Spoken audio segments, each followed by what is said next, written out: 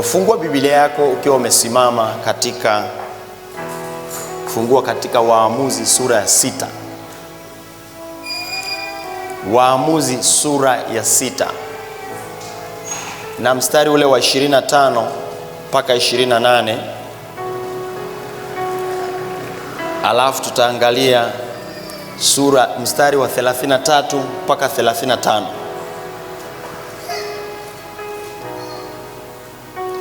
Waamuzi sura ya 6. Twende pamoja, fungua hapo Biblia yako kwenye Waamuzi sura ya 6 mstari wa 25 mpaka 28. Na baadaye tutaruka kwenye mstari wa 33 mpaka wa 35.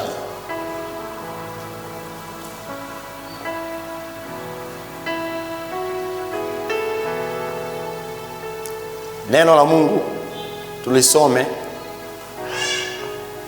kwa umakini. Wakati nasoma, wewe unaweza kufuatilia kwenye Biblia yako.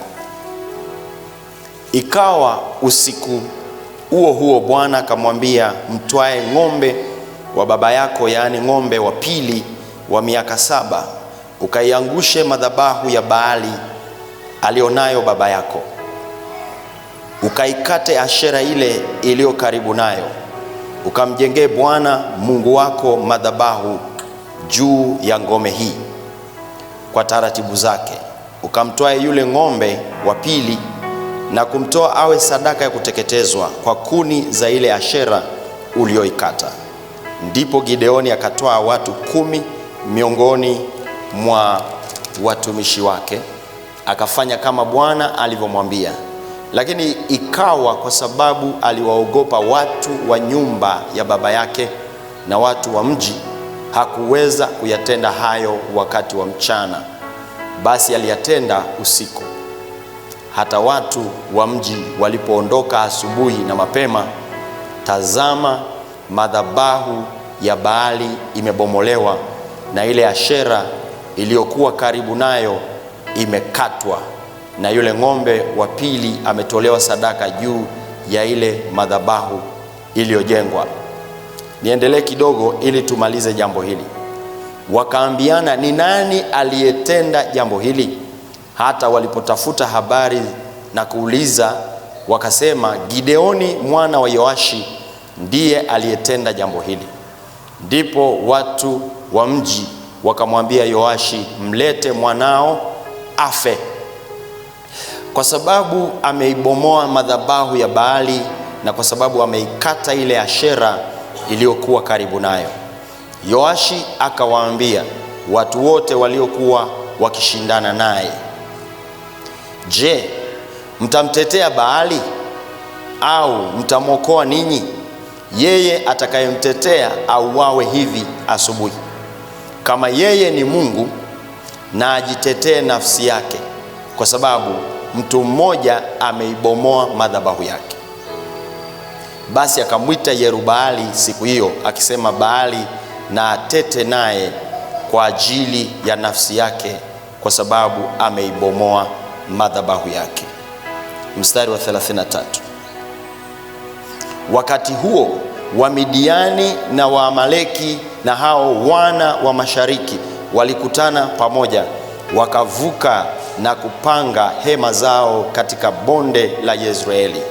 Lakini roho ya Bwana ikaja juu ya Gideoni, naye akapiga tarumbeta, na Abiezeri walikutanika na kumfuata.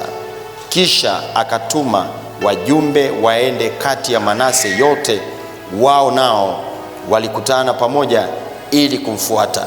Kisha akatuma wajumbe waende kwa Asheri na kwa Zabuloni na kwa Naftali, nao wakakwea ili kumlaki.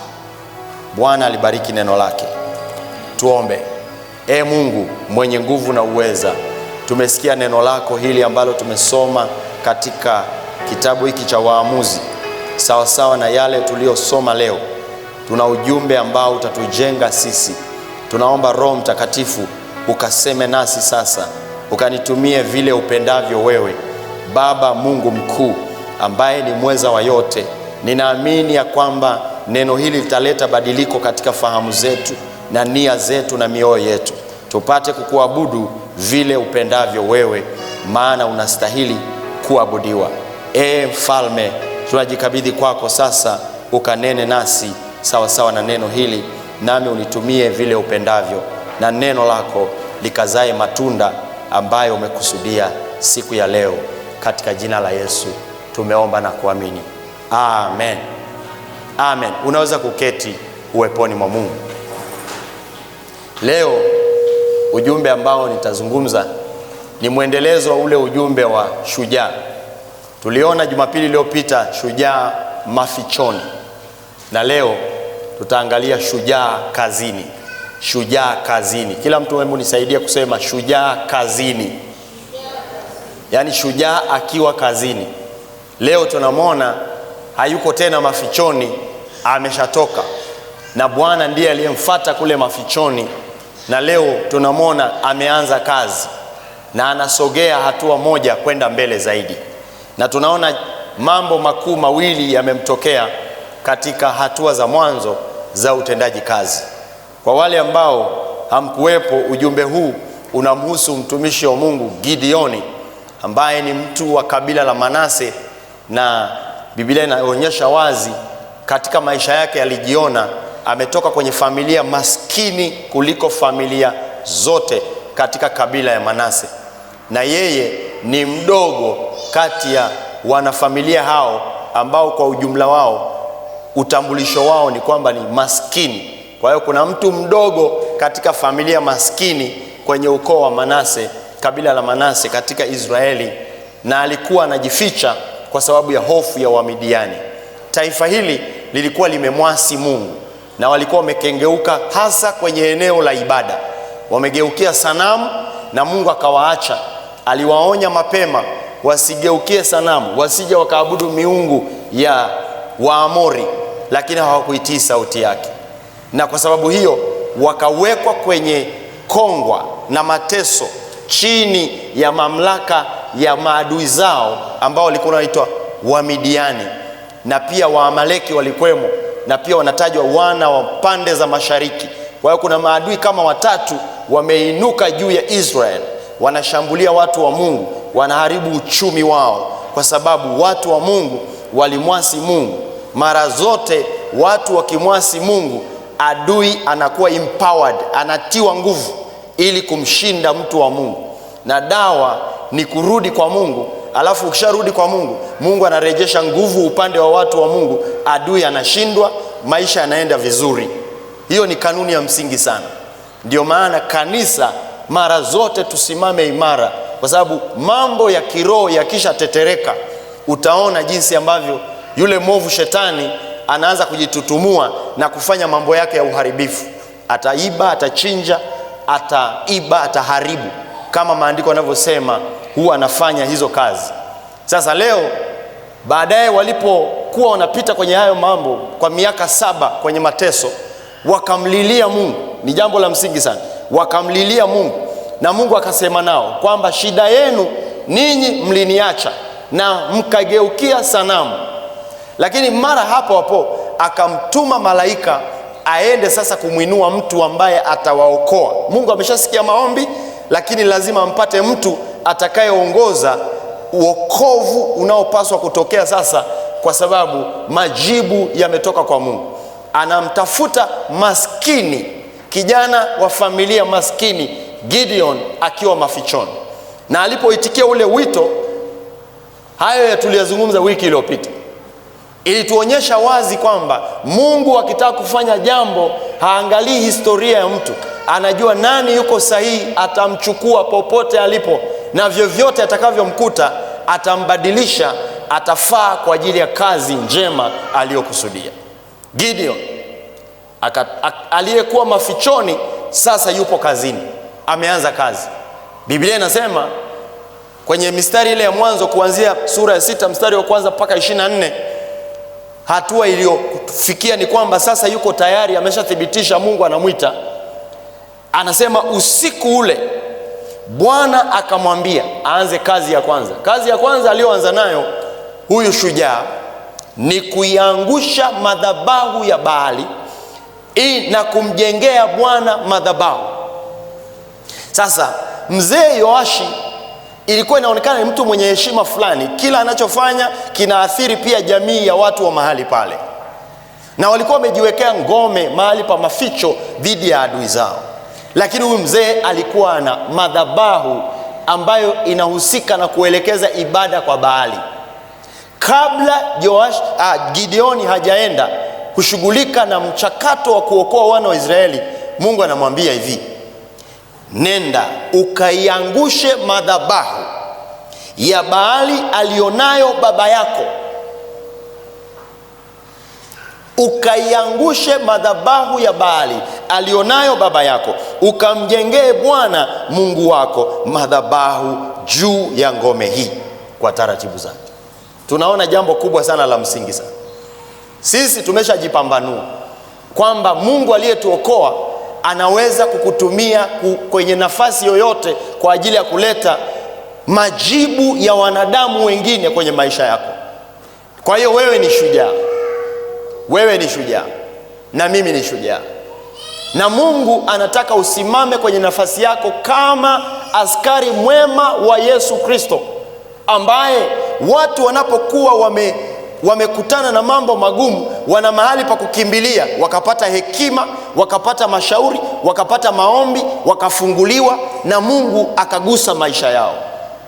Sasa kama shujaa tuna jambo la kujifunza kutoka kwa huyu mtu wa Mungu Gideon. Mungu anampa maelekezo, na hilo ni lengo la msingi sana, kufuata maelekezo ya Mungu katika kutenda mambo yote atakayofuata kishujaa. Haiwezekani mtu wa Mungu ukaleta matokeo kama maishani mwako hujafuata maelekezo ya Mungu. Huyo anaelekezwa kushughulika na hali ya ibada ambayo ilikuwa inaendelea katika Israeli, na madhabahu iliyokuwepo pale ambayo inapeleka ibada ziende kwa sanamu badala ya Mungu. Mungu kati ya vitu ambavyo anavichukia ni kuona wanadamu wamegeukia sanamu, wanaabudu kitu kingine au mtu mwingine au hali yoyote. Mungu anataka yeye ndiye peke yake aabudiwe. Tunapaswa na sisi kusimama imara kuhakikisha kwamba madhabahu zote ambazo zinaelekeza ibada kwenye miungu mingine tumeishughulikia kabla hatujaanza kuwaza Mungu anataka kukutumia kwa kiwango gani. Inawezekana kuna mambo yanaendelea kwenye familia yako, wakati yanapoendelea wewe, kwa sababu unaheshimu sana wazee wako katika ukoo, kile unachokifanya ni kujiengua na kujifanya kwamba hayakuhusu wewe na wewe uko kwenye ufalme wa Mungu. Leo kutokana na somo tunalojifunza kwa Gideon, hupaswi kuishia kujiengua, kujitenga kwamba hauhusiki. Unatakiwa uchukue silaha zote za Mungu na ubomoe hizo madhabahu, kwa sababu kuna saa hadi jina lako wanalitaja, kwa sababu kwenye majina ya watoto 9 wa huyo mzee au 7 au 3 au 4, bila kujali idadi yoyote, kama anafanya manuizo yake na wewe umo kwenye idadi ya wale watoto, saa nyingine unaona kama mambo yako hayaendi huku mbele. Nishapigiwa simu na mtu mmoja anahubiri kwa njia ya redio kila Ijumaa, akasema nyumbani kwetu tulishanenewa kabisa, na ameokoka. Tumenenewa kwamba hakuna mtu atakayeingia kwenye ndoa akafurahia hiyo ndoa, na akasema mimi hapa ni mdogo, lakini dada yangu anateseka, mchungaji naomba maombi. Nini maana yake? Kuna vitu vimefanyika kwenye familia na vinaendelea kung'ang'ana, na kama usipojua kuchukua silaha za Mungu, unaweza kufikiri kwamba kwa sababu umeokoka basi sasa huna kitu cha kushughulikia.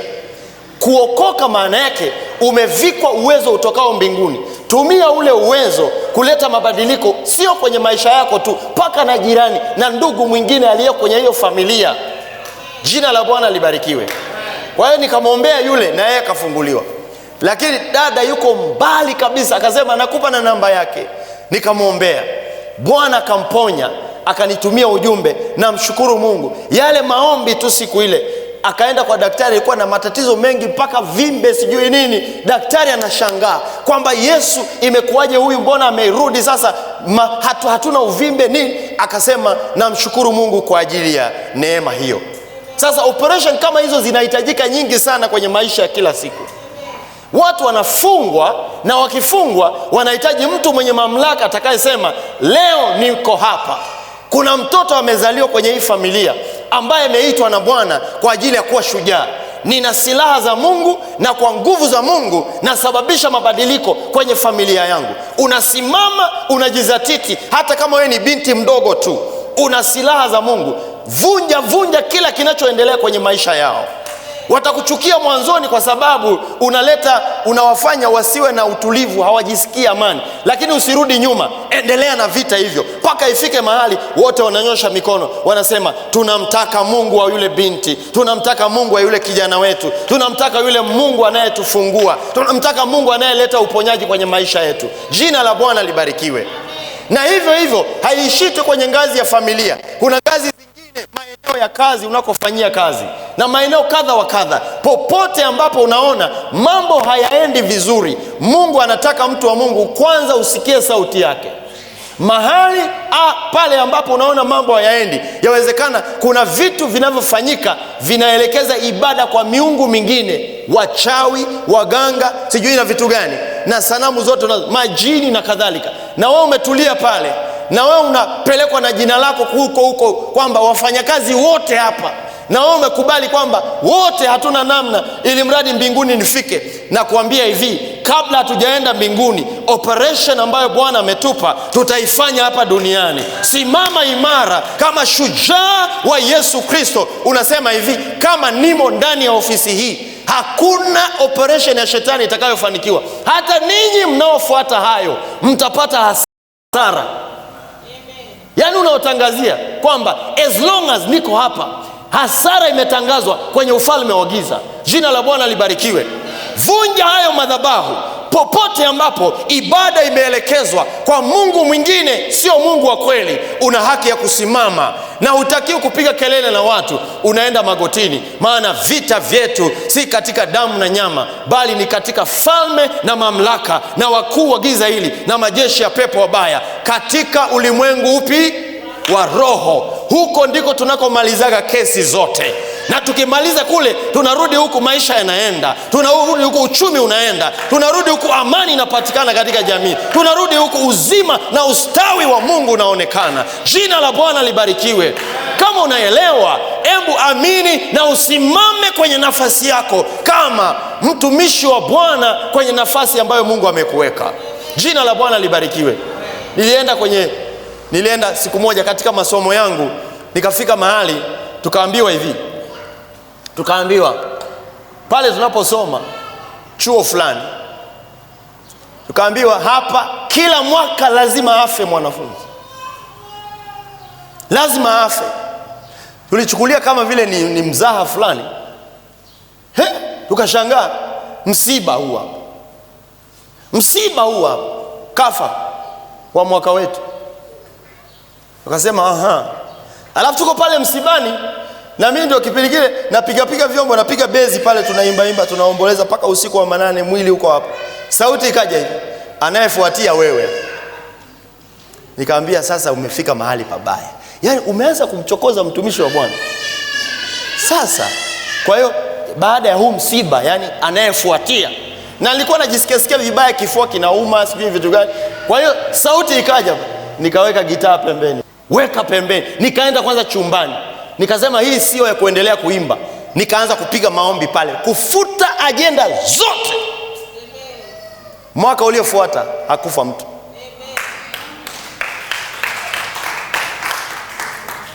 Sasa wewe unasikia tunaambia hapa mambo yanaendaga hivi, na basi Bwana hatuna namna. Mwenyezi Mungu tuhurumie sisi wakosefu. Sasa na saa ya kumaliza kwetu chuo umemaliza pale. Wewe nani anakuambia hivi? Simama imara kama mtoto wa Mungu aliye hai. Tangaza operation ya Mungu, sema hivi, kama nimesajiliwa hapa, kama nimo mimi mwana wa nuru abebaye silaha za mbinguni, ambaye na mamlaka ya Mungu aliye hai, basi hakuna mchawi atakayefanikiwa, hakuna mlozi atakayefanikiwa, hakuna muhanga atakayefanikiwa, hakuna ushirikina utakaofanikiwa. Unafutilia mbali. Jina la Bwana libarikiwe. Sasa ndio ujue wokovu sio lele mama. Wokovu sio lele mama. Kwa sababu ndio maana saa nyingine unashangaa unachukiwa bila sababu. Sio bila sababu, ni kwa sababu kuna vitu unavichokoza. Na wewe usirudi nyuma ukasema basi ili nipendwe. Upendwe ili nini? Nani ameshawahi kukuambia shetani amemkumbatia mtu akabaki salama? Shetani akimkumbatia mtu anamng'ata, akimwacha pale anacheka, amemaliza. Kwa sababu huwa hana kazi nyingi, kazi 3 tu. Imeandikwa katika Yohana 10:10. Yesu anasema mwivi haji ila afanye mambo 3. 1, kuchinja, kuiba na kuharibu. Ndio kazi yake. Alafu Yesu akasema mimi nalikuja ili wawe na uzima kisha wawe nao tele. Ndio maana hatunaga maneno mengi na shetani. Popote unapomwona kazi yetu ni moja: toka, hama, ondoka. Hatuna discussion. Ukishatengeneza urafiki ukalegeza misimamo, sema basi bwana ili nipendwe na bosi. Huyo bosi jambo ni moja. Kama hakupendi kwa sababu umeokoka, unampa option 2: ama abadilike au ahame. Akigoma, Bwana anajua cha kumalizia. Na sio wewe upate madhara. Wewe ni mtoto wa Mungu, umekuja duniani kwa makusudi maalum. Kaa vizuri kwenye nafasi yako kama mtu wa Mungu. Jina la Bwana libarikiwe. Kuna mtu ananielewa ninachozungumza hapa? Kuna mtu ananielewa ninachozungumza? Yule mtoto akaanza na kazi, kijana Gideon akavunja ile madhabahu usiku ule.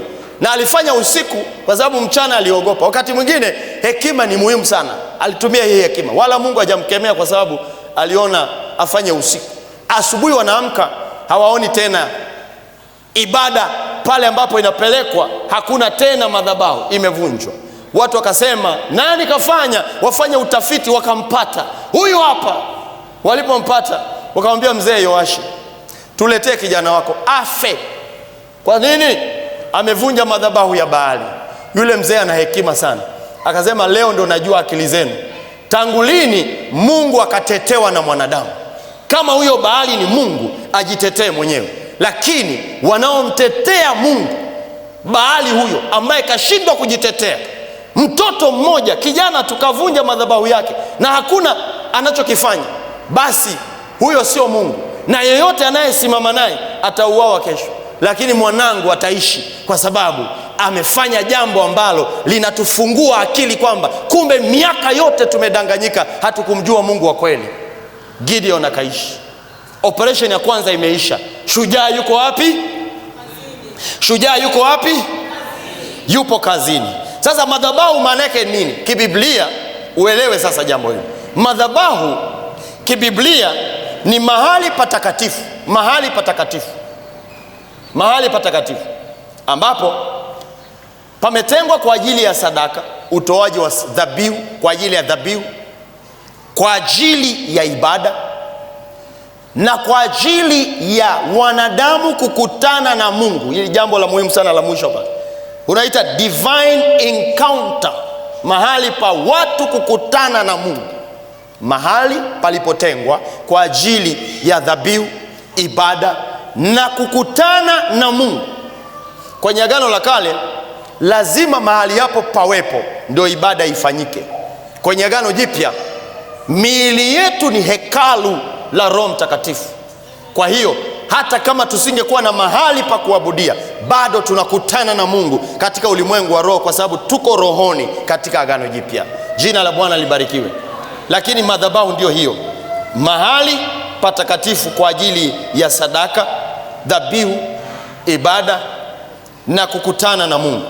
Watu wengi wakuu wa Mungu watakatifu katika Biblia utawaona wamejenga madhabahu. Wamejenga madhabahu. Hata Gideon kabla ya maagizo haya alikuwa amejenga madhabahu, akaita Jehova Shalom. Maana yake Bwana ndiye amani yangu. Kwa hiyo Gideoni kwa upande wake alikuwa hana shida, ila hapa alipewa kazi ya kushughulika na mfumo wa ibada wa nyumbani kwake pale kwa mzee Yoashi ambaye alikuwa amejenga hiyo madhabahu. Angesogea hapo akaanza kuwaita watu kwamba sasa ni wakati wa Mungu kuokoa taifa la Israeli, nyumbani kwao bado kuna ibada za sanamu, isingefaa. Kwa sababu utambulisho wa Gideon hauwezi kuengua kabisa 100% ukamtoa asitajwe kwa jina la Yoashi.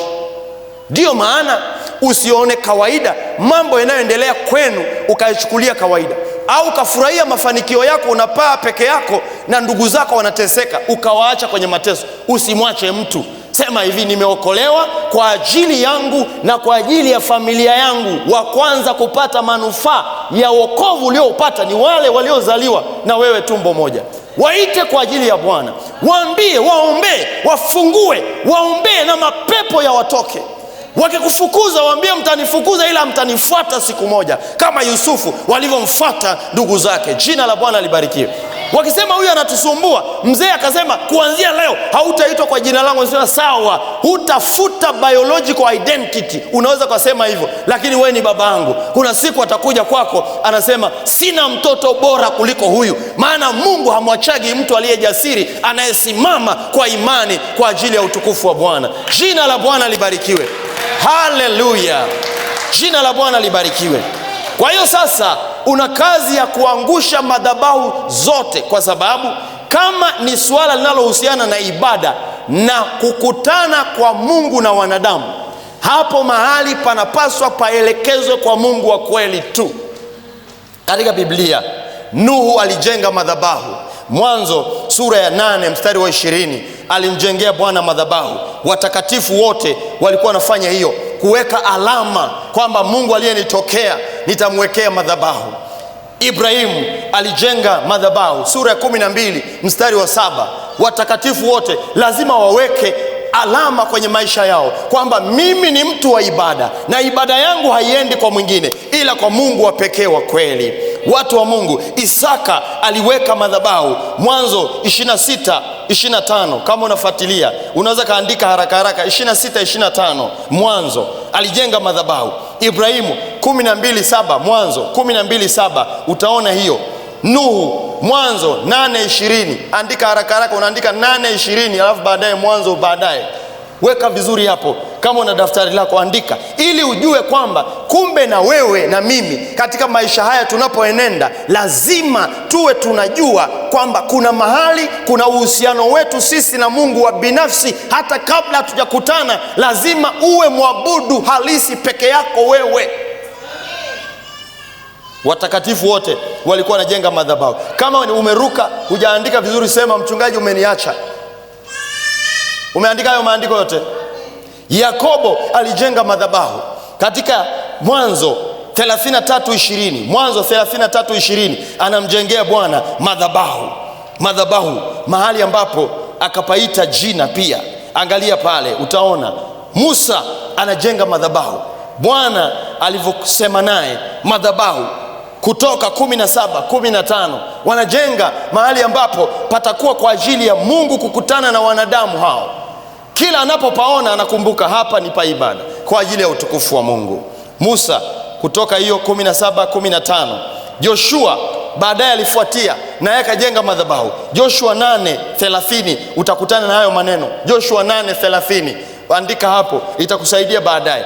Watakatifu wote ambao wamekusudia kutembea na Mungu walikuwa wanahakikisha kwamba maisha yao kuna mfumo rasmi wa ibada wamejiwekea. Sio kubahatisha mambo ya ibada.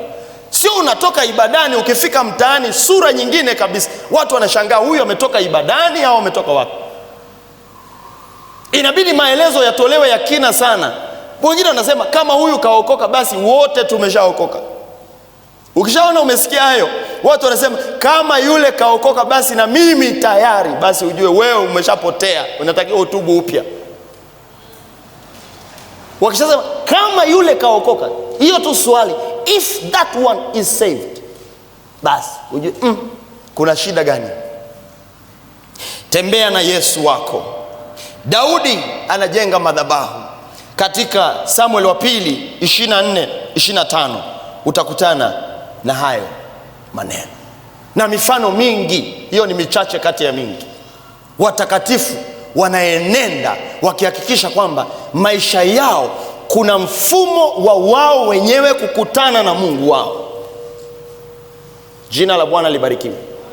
Sisi hatuna mahali pa kujenga madhabahu kusema nyumbani kwangu hapa ndio madhabahu yangu. Sisi maandiko yanasema miili yetu ni hekalu la Roho Mtakatifu na tunamwabudu Mungu katika roho na kweli. Humo ndani umeweka kiti cha nani? Nani mwenye enzi wa maisha yako? Mwenye enzi aliyebeba maisha yako, ambaye ana kauli juu ya maisha yako, ni Mungu au Shetani? Ni Mungu au mali? Ni Mungu au vitu? Hapo ndo mahali pa maamuzi yanapotakiwa hapo. Gideon anaanza na operation ya kwanza. Kama tunataka kupiga hatua kwenye maisha, mahali hapo ndo pa kuanzia. Shujaa yupo kazini, ameangusha kila kitu pale, na ibada zimeelekea kwa Mungu wa kweli. Angalia kinachofuata baada ya hapo. Jambo la pili linalofuatia kwenye maisha yake, anajiliwa na Roho wa Bwana. Haleluya! Anajiliwa na Roho wa Bwana. Maandiko yanasema akiwa ameshaangusha madhabahu kwenye nyumba ya baba yake na madhabahu ya Mungu wa kweli imesimama, maana yake ni kwamba ni ishara kwamba sasa nyumba ya Yoashi, ambayo pia Gideon ni mtoto wa familia hiyo, ni nyumba ya waabudu halisi, wanamwabudu Mungu wa kweli. Na yule kijana anapotoka sasa kwenda kwa ajili ya mapambano mengine, ana uhakika kwamba kwetu misingi yangu iko sawasawa, misingi yetu imewekwa sawasawa, kwetu pametengenezwa, mimi kwangu niko sahihi. Ndio maana mara zote kwenye mambo ya kiroho hatutangulizi huduma kwa wanadamu wengine, na kwetu kuna changamoto. Kwanza huduma inaanza na mtu mwenyewe, alafu inakwenda kama overflow kugusa maisha ya watu wengine. Jina la Bwana libarikiwe. Shujaa yupo kazini. Jambo la pili, hilo la kwanza umeelewa kuangusha madhabahu ya Baali na kuisimamisha madhabahu ya Mungu. Utakuwa na kazi ya kufanya baada ya muda si mrefu hapa. Kazi hiyo tutafanya kimaombi, na sisi tuna silaha zote za Mungu. Kwa mujibu wa Wakorintho wa pili sura ya 10 mstari wa 4, anasema silaha zetu si za mwili, bali zina uwezo katika Mungu hata kuangusha ngome. Utaangusha kila mahali ambapo adui amejificha na analipua maisha yako kimya kimya, anakunyonya nguvu kimya kimya, anakudhoofisha kimya kimya. Usinyamaze, usiishie kusema Mungu nilinde mimi, Mungu nilinde. Wewe sio kuzuia usifungwe goli tu, wewe ni kushambulia na kumfunga goli ya adui na kumshinda moja kwa moja. Usikae tu unasema ili mradi niko salama, maisha yanaenda. Maisha yetu yanaenda, lakini tuna advance kwenda mbele zaidi na kumfuata kule aliko adui pia. Kuna mtu ananielewa vizuri? Kuna mtu anaona ujasiri unainuka ndani yake. Kuna mtu anaona kwamba kuna badiliko linaweza likatokea kwenye maisha yake na mazingira yako ukayaathiri kwa mema ya Mungu kwenye maisha yako. Jina la Bwana libarikiwe. Inuka shujaa wa Bwana, ingia kwenye utendaji kazi. Jina la Bwana libarikiwe. Tusome mstari ule wa 33. Biblia inasema wakati huo, wakati sasa ameshatengeneza mambo, kuna kitu ikatokea. Wamidiani, Waamaleki na hao wana wa mashariki walikutana pamoja, wakavuka na kupanga hema zao katika bonde la Yezreeli. 34. Lakini roho ya Bwana ikaja juu yake Gideoni, naye akapiga tarumbeta, na Abiezeri walikutanika na kumfuata. Nimeshangaa sana makundi ya watu waliomfuata. Ukiendelea kusoma wanaume wa kivita waliomfuata mwanzo huu, hesabu yao ni 32,000. Najuaje? Kwenye hatua inayofuata pale kwenye mchujo ndio unapata hesabu yake. Unakumbuka baadaye alibaki na watu 300, lakini mwanzoni walioinuka walikuwa 32,000. Unajua nini maana yake? Maisha yaliyojaa Roho Mtakatifu yanavuta mema. Haleluya! Kijana aliyekuwa maskini wa maskini, ambaye hana umaarufu wowote katika Israeli, eti leo alipojiliwa na Roho wa Bwana anapiga mbiu, alafu wanaume wa vita wanamfuata. Ameshakuwa na sauti tayari katika jamii yake, kwa sababu Roho wa Bwana amemjilia.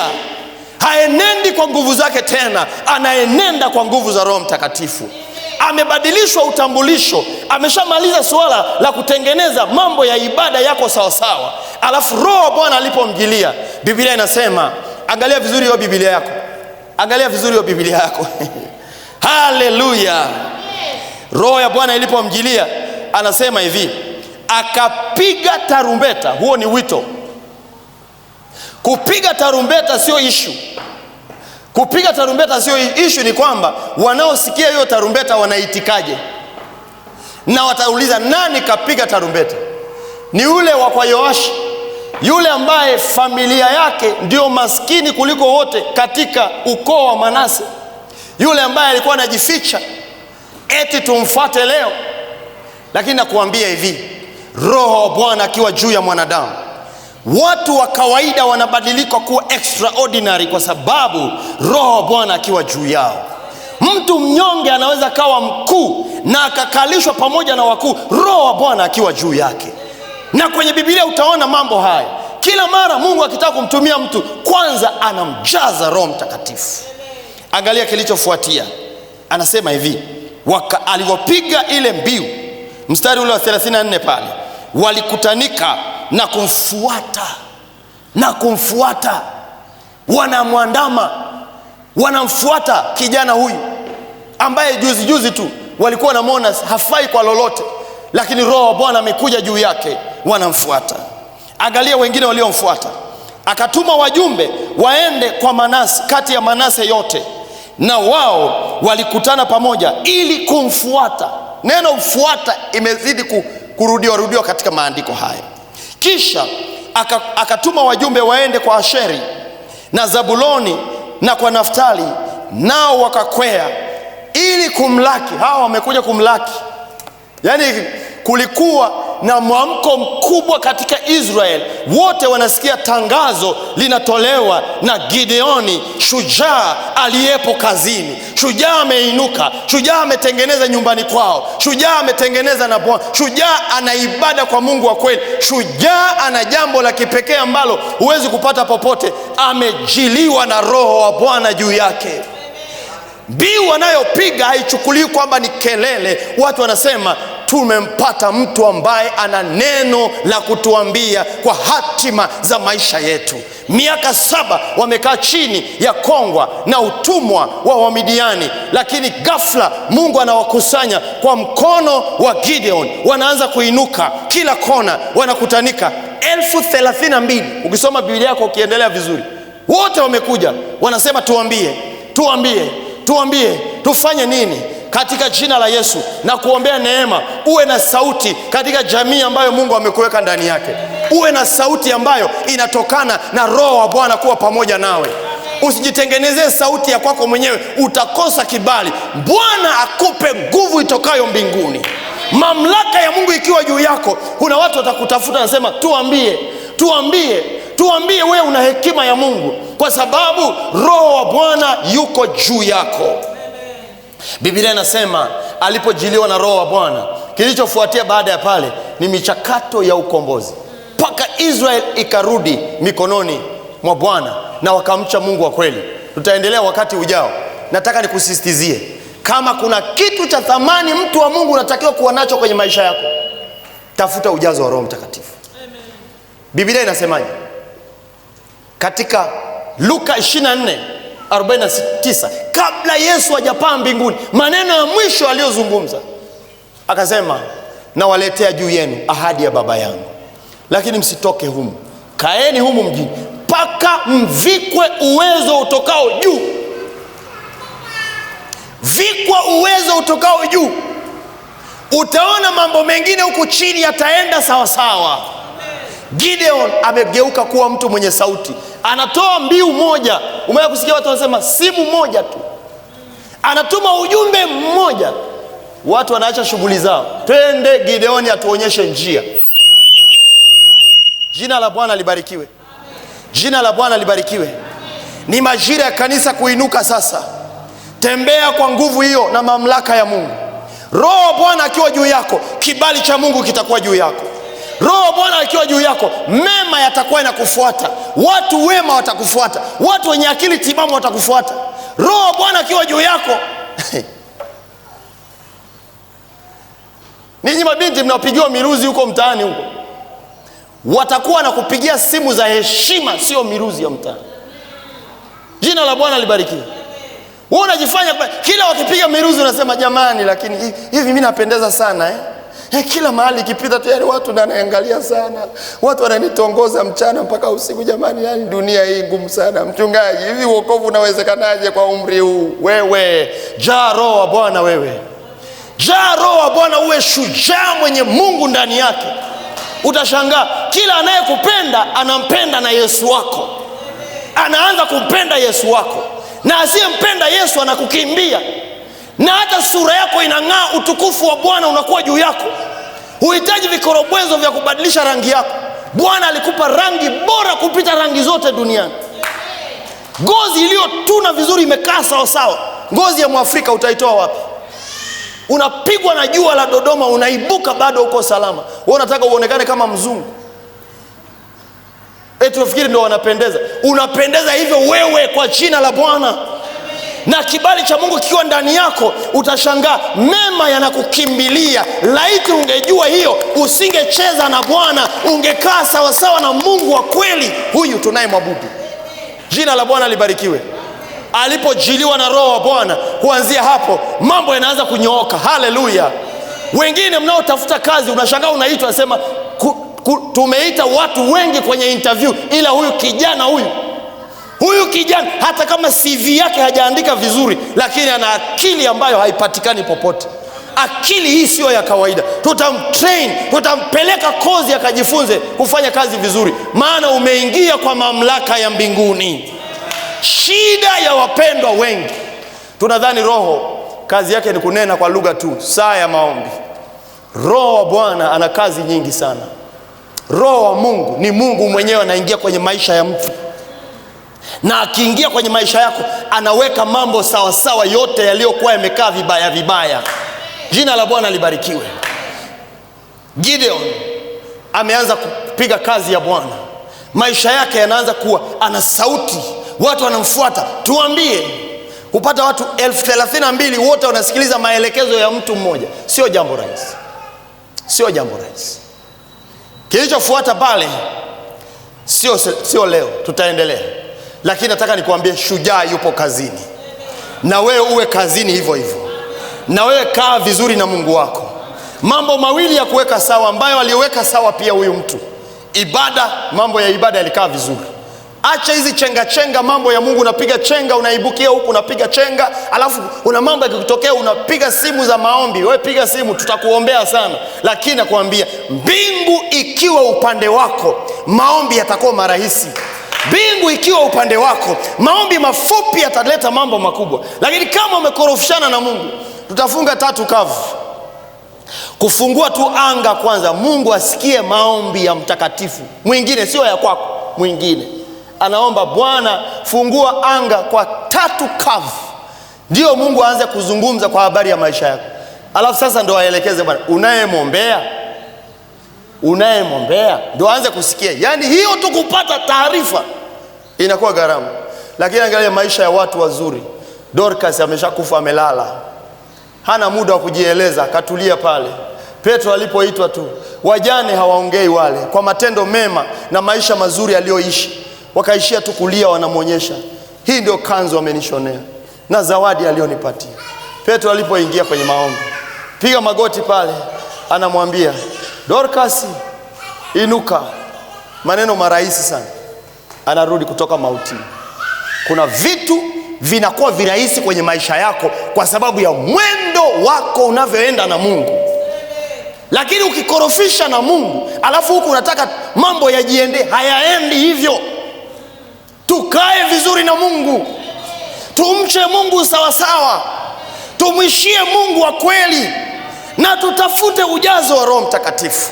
Roho wa Bwana atufunike, na tuenende kwa nguvu hiyo hiyo katika jina la Yesu. Ukawe shujaa mwenye kuleta matokeo katika maisha yako. Naomba tusimame wakati huu, tuende kwenye maombi. Haleluya. ameingia kwenye operation tayari. Mambo makubwa yanatokea, watu wanamkusanyikia, impact inaonekana, ushindi unaanza kutokea, waliokuwa mafichoni wanatokea. Tumeitwa na nani? Kwa nini wasikie? Kwa sababu kuna vitu Mungu anashughulika na maisha ya huyo mtu. Mafichoni hayupo tena, katoka, yuko tayari kwa ajili ya kazi. Hebu inua mikono yako juu mbele za Bwana. Sijui kama unajiona ukiwa una majukumu mazito kuliko unavyojifikiria. Naomba uondoke kwenye ibada hii ujue ya kwamba kwa kuwa umeitwa kwa jina la Bwana una kazi kubwa ya kufanya. Kazi ya kwanza, vunja madhabahu. Tunalia vilio kila kukicha, mambo hayako sawa sawa, mambo ya uharibifu yanaendelea. Ukiangalia kabisa unasema hapa ni shetani yupo kazini, na ninyi mnasema tu basi Bwana, hatuna namna. Nani amstaafishe huyo mwovu aliyeinuka juu ya maisha yetu? Nani amondoe katika mamlaka yake ili aache kuyasumbua maisha yako mchana na usiku? Nani aseme adui, hutagusa ndoa yangu, hutagusa uchumi wangu, hutagusa taifa langu, hutagusa jamii yangu? Nani ainuke wa namna hiyo? Sema Mungu Baba, nimesikia neno lako, na mimi najihesabu kuwa ni shujaa ambaye nina majukumu ambayo nitayafanya kwa maelekezo yako na kwa neno lako. Bwana, ninakuhitaji kama Gideon alivyoenda kwa uwezo ule na kwa maelekezo yako akatenda mambo makuu. Ninaona kuna mambo kwenye maisha yangu, kwenye mfumo mzima, kuanzia ngazi ya familia na ngazi zingine zote zinazofuatia. Kila ninapohusika mambo hayako sawa, na kwa kuwa umenipa jukumu, ninasimama mbele zako. Kazi ya kwanza ya kubomoa na kuangusha madhabahu zote zinazoelekea kwenye sanamu, kila mfumo wa ibada usiokutambua wewe, ulio kinyume na mapenzi ya Mungu na unaathiri maisha yangu. Bwana, ninakuja mbele zako na madhara yoyote yaliyotokana na nguvu hiyo ya kuzimu ambayo inatenda kazi leo. Madhara hayo ninayafuta kwa jina la Bwana. Mimi nimekombolewa kwa jina la Yesu, kwa damu ya Yesu na kwa agano jipya katika Kristo Yesu. Nina mamlaka ya mbinguni. Naomba Bwana, kwanza unitengeneze mimi mwenyewe ndani ya moyo wangu, nisiwe na sanamu, nisiwe na tegemeo linaloelekea kwingine na sio kwako. Nisamehe pia pale nilipoweka ibada kwako kuwa jambo la baadaye, nikategemea mifumo, nikategemea material, nikategemea nguvu zangu, na nikajifanya kana kwamba maisha yangu yanaweza kwenda hivyo hivyo. Lakini leo nimejua baraka zangu zinatoka kwako, ufanisi wangu unatoka kwako, maisha yangu yatabarikiwa kutokana na wewe. Bwana, ninakuja mbele zako, naomba Mungu univike nguvu, univike nguvu. Nasimama mbele zako, madhabahu zote zinazonena kinyume na familia yangu na maisha yangu na uchumi wangu na taifa langu, neno lolote ovu ambalo adui analirusha kutoka kuzimu na ana mashiko mahali popote alipojishikiza, Bwana, nachukua silaha za mbinguni, nachukua silaha za mbinguni, naangusha ngome, naangusha madhabahu ambayo inampinga Mungu wa kweli katika jina la Yesu. Kuanzia leo, adui shetani, huna mamlaka ya kusumbua maisha yangu na maisha yangu pamoja na wote wanaonizunguka. Tunastawi na kufunikwa na utukufu wa Bwana. Unijaze Roho, unijaze Roho, nienende kwa nguvu zako, nisitegemee akili zangu, nifuate maongozi yako na nione matokeo kwenye dunia hii ninayoishi, katika nchi yangu, katika taifa langu, katika jamii yangu, katika mtaa wangu, katika familia yangu, kila mahali. Yesu utawale, ufalme wako uonekane, nuru yako iangaze katika jina la Yesu. Haya, omba kwa maneno yako. Umepewa silaha zote, umepewa nguvu za Bwana, una kazi ya kufanya, una mambo unayajua hayako sawa sawa, familia nzima imejaa giza. Nuru ya neema ya wokovu inatakiwa kuingia pale. Ndugu zako wanapotea, wengine wanakufa dhambini, wengine wako hatarini, wengine wako mahututi, na wewe unawasikilizia tu. Unapiga simu unaulizia wanaendeleaje na afya, lakini hawamtaki Yesu wako, na wewe umetulia. Hiyo ni madhabahu ya kuzimu inawafunga wao, na wewe una nguvu ya Mungu ndani yako. Simama kama Gideon. Shujaa yupo kazini, shujaa yupo kazini, shujaa anatenda makuu, shujaa anafikwa nguvu za mbinguni katika jina la Yesu. Reka mashakaya, rika ya bashaka. Usiombe kinyonge. Tunataka kuomba maombi ya vita, maombi ya kuharibu kazi zote za yule mwovu shetani. Popote pale alipopandikiza mapando yake, tunang'oa kwa jina la Bwana. Tunang'oa mapando ya kuzimu, tunang'oa mapando ya kuzimu, tunang'oa mapando ya kuzimu, tunang'oa nguvu za giza, roho zote ambazo zimekalia maisha yako, zimekalia familia yako, zimekalia mtaa wako, zimekalia ofisi yako, zimekalia mkoa wako, zimekalia popote pale, zimekalia taifa lako. Kwa jina la Bwana una mamlaka, mtoto wa Mungu, mtoto wa Mungu kama Gideon. Inuka sasa, inuka sasa, shika upanga wa Roho, neno la Bwana. Tangaza neno la Bwana juu ya maisha yako, juu ya afya yako. Tangaza neno la Bwana. Ni saa ya wana wa Mungu kustawi. Ramashaka yabo. Neno la Bwana, neno la Bwana lina nguvu ya ajabu, lina nguvu ya ajabu, linavunja vunja mawe vipande vipande, ni nyundo ivunjayo. Itangaze juu ya maisha yako, sema nitafanikiwa, ninabarikiwa mimi, sio wa kuishia njiani. Maisha yangu yanastawi na ndugu zangu watainuliwa, watatendewa makuu na Bwana katika jina la Yesu. Roho ya umaskini, roho ya magonjwa, roho ya kurithi mabaya katika vizazi tunakomesha kwa jina la Bwana. Iko neema majira haya, Mungu anainua watakatifu wenye nguvu na mamlaka na uweza kwa jina la Yesu.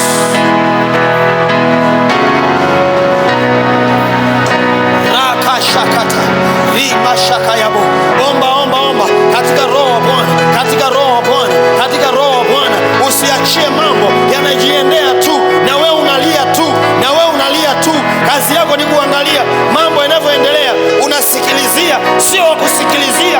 Wewe una majukumu ya kufanya kwa jina la Bwana. Una nguvu, una mamlaka, umepewa na Yesu mwenyewe. Tenda hayo kwa utukufu wa Bwana. Ramashaka yabo, rika ya bashaka.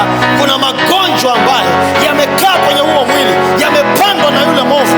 Wewe una kazi ya kung'oa, ya kuharibu, ya kuvunja, ya kukomesha kila kazi ya yule mwovu kwa jina la Bwana, kwa jina la Bwana, kwa jina la Bwana.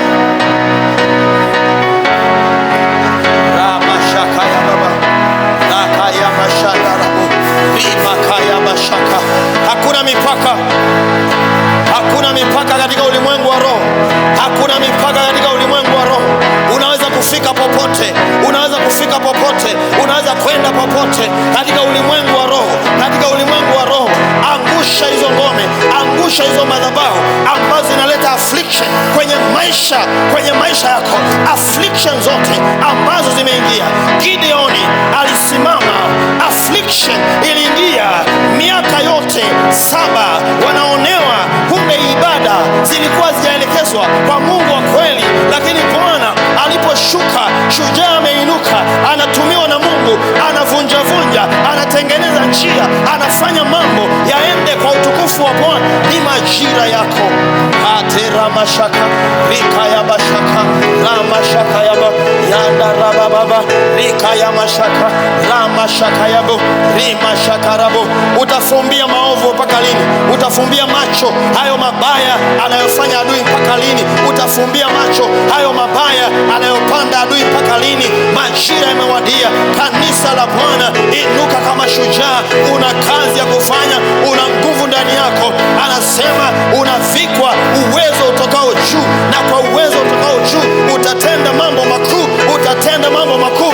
Hayo mambo makuu yaonekane sasa kwa watoto wa Bwana, kwa watoto wa Mungu yaonekane.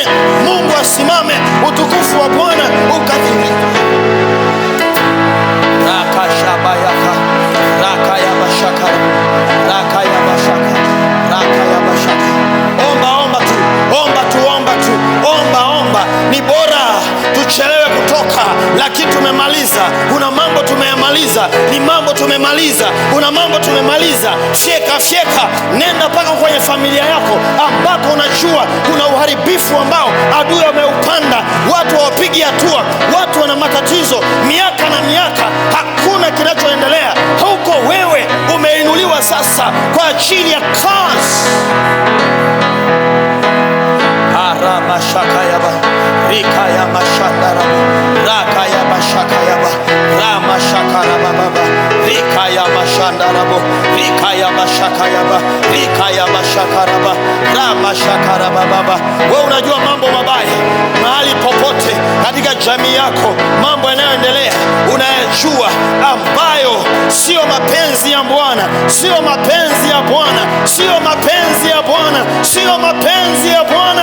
Na mwana Bwana ameushika upanga. Bwana analeta hukumu juu ya adui yako aliyekuonea miaka yote, kwa jina la Yesu. Yekarama rikaramashaka rikayabashaka rikayabashaka rikarabasha rekoniamasa rikanamashe rakayabashe ramashakaya rimashakaya. Bwana alisikia kilio cha Wayahudi, kilio cha Waisraeli, akasikia kilio chao, akatuma msaada, akatuma wokovu. Anamwinua shujaa ambaye anatimiza kazi njema kwa jina la Bwana. Mungu amesikia kilio chako wewe Mtanzania. Mungu anasikia kilio cha watoto wake. Mungu anasikia sheparia narukatasea meloriandoya yakamashita riko rabaya ramashakaya.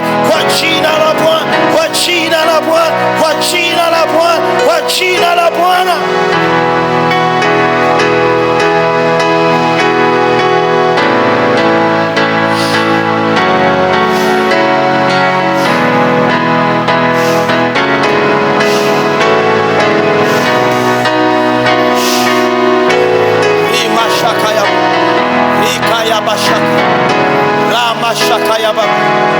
Kama upo kwenye ibada hii unahisi kuna vifungo kwenye maisha yako, kuna maonezi yako kwenye maisha yako, uje haraka.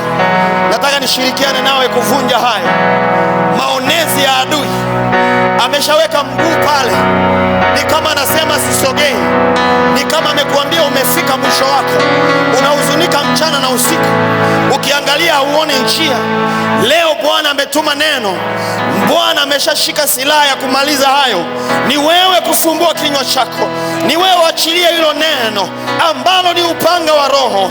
Neno la Bwana linasafiri, linaenda mahali ambapo usingeenda, usingefika. Mtoto wa Mungu, Roho wa Bwana akuongoze na upenye, ufike mahali ambapo adui yupo, ameweka msingi wake. Ni majira haya Gideon alipenya usiku ule, akaleta mapinduzi, akavunja madhabahu ya kuzimu, akaiondoa sanamu yote. Asubuhi wanainuka, ibada inaenda kwa Mungu wa kweli, katika jina la Yesu. Mwisho wa maonezi kwenye maisha yako katika jina la Yesu. Mwisho wa maonezi kwenye maisha yako katika jina la Yesu. Mwisho wa maonezi kwenye maisha yako katika jina la Yesu, katika jina la Yesu, katika jina la Yesu. Mwisho wa maonezi kwenye maisha yako kuanzia leo katika jina la Yesu, katika jina la Yesu. Mwisho wa maonezi kwenye maisha yako kuanzia sasa katika jina la Yesu.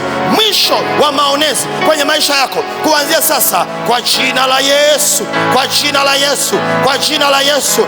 Neno la Bwana limeachiliwa kwa ajili ya kufungua maisha yako katika jina la Yesu, katika jina la Yesu. Mwisho wa maonezi, mwisho wa maonezi kwenye maisha yako kuanzia leo kwa jina la Yesu. Mwisho wa maonezi kwenye maisha yako sasa. Bwana anatuma, anainua ndani yako ujasiri mkubwa wa kutenda makuu katika jina la Yesu. Mwisho wa maonezi katika maisha yako kuanzia leo na kuendelea kwa jina la Yesu, kwa jina la Yesu, kwa jina la Yesu, kwa jina la Yesu. Mwisho wa maonezi kwenye maisha yako kuanzia leo na kuendelea katika jina la Yesu, katika jina la Yesu. Mwisho wa maonezi kwenye maisha yako kuanzia leo katika jina la Yesu. Mwisho wa maonezi kwa jina la Yesu. Navunja na haribu kila roho ambayo imejikita kuleta maharibifu kwenye maisha yako. Mwisho wa maonezi kwa jina la Yesu. Mwisho wa maonezi kwa jina la Yesu. Kuanzia leo, kuanzia leo, kuanzia leo, Kristo Yesu, Kristo Yesu anachukua nafasi kwenye maisha yako katika jina la Yesu, katika jina la Yesu, katika jina la Yesu. Kama nimekuwekea mkono, endelea kuomba, endelea kuomba. Kama nimekuwekea mkono, endelea kuomba, endelea kukiri ushindi, endelea kukiri ushindi kwa jina la Yesu.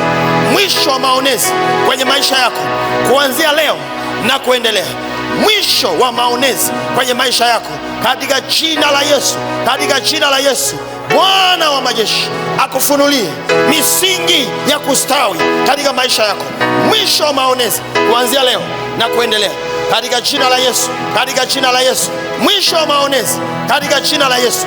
Haleluya! Sante Bwana kwa neema umeachilia, kwa nguvu umeachilia, kwa uwezo umeachilia katika maisha ya huyu kuanzia leo. Mwisho wa maonezi katika jina la Yesu Kristo, katika jina la Yesu, katika jina la Yesu. Neema ya Bwana, uweza wa Bwana, uweza wa Bwana, uweza wa Bwana, uweza wa Bwana unakomesha. Mwisho wa maonezi umetangazwa leo katika jina la Yesu.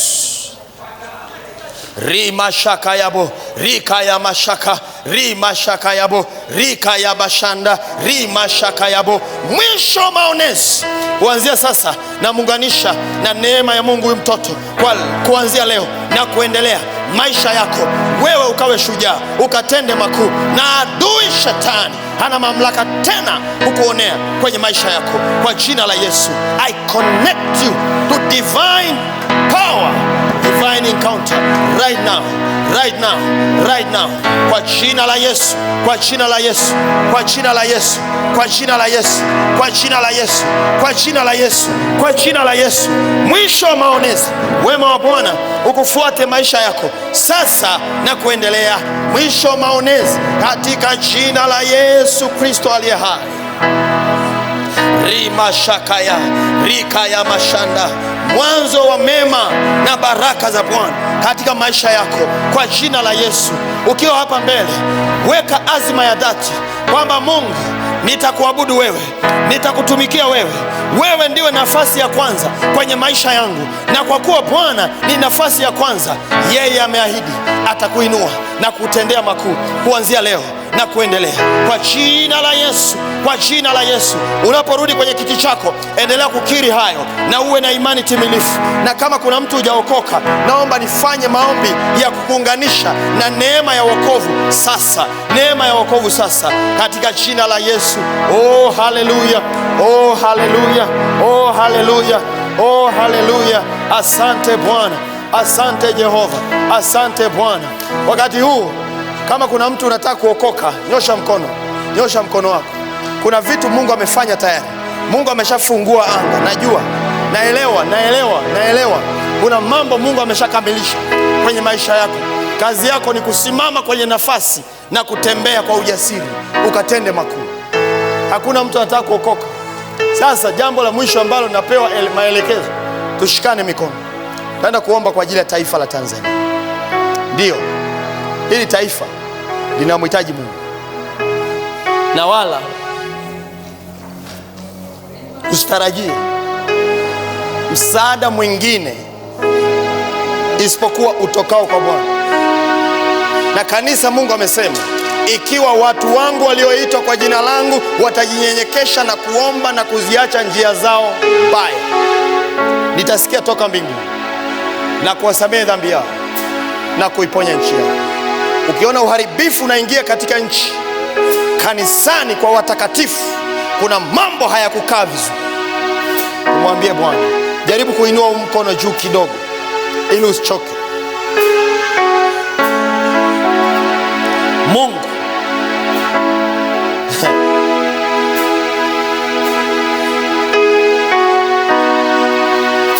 ni miaka mingi tangu umesikia wakiimba hawa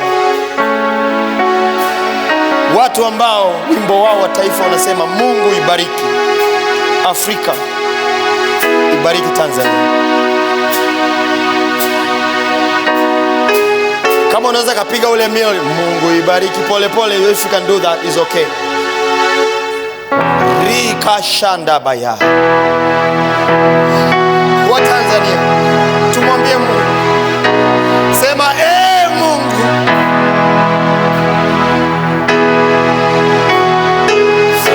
uturehemu.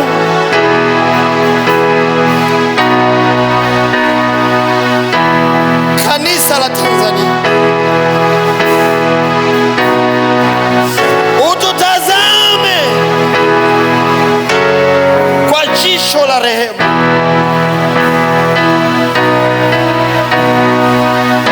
Utusamehe dhambi zetu na usikie maombi yetu.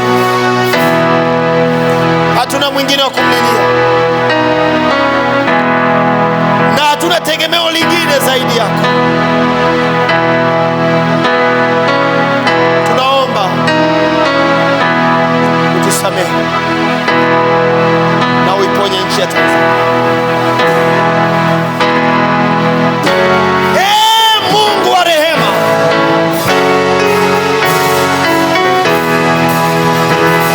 uitembelee Tanzania. Mungu wa rehema, tusikie habari njema. Mungu wa rehema,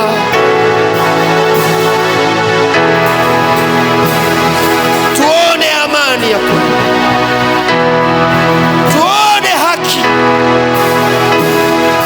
tuone ustawi. Mungu wa rehema, utusamehe, usikie kilio hiki, uibariki nchi hii tena,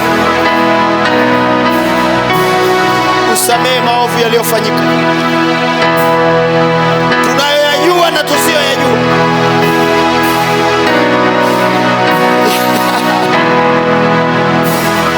Omba rehema mwenyewe.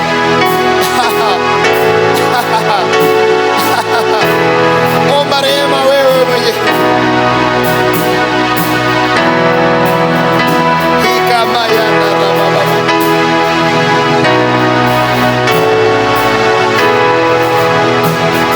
amarika ya bashi.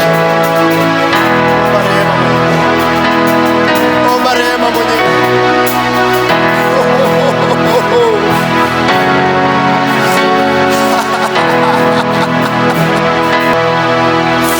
Omba rehema kwa mambo unayojua na usiyojua. Mungu wangu na baba, heshima yako tena ionekane, ibada kwako irejee Bwana, ustawi wako uonekane. Mungu wa rehema,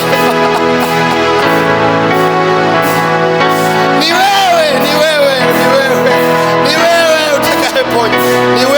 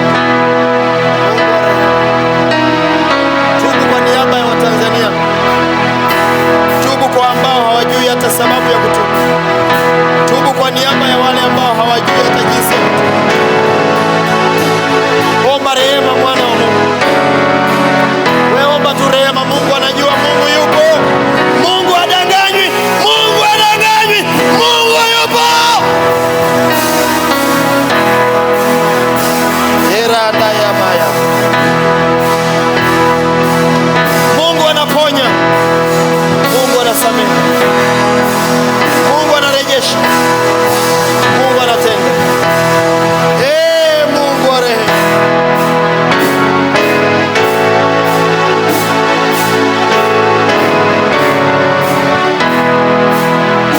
sasa vyombo vinyamaze.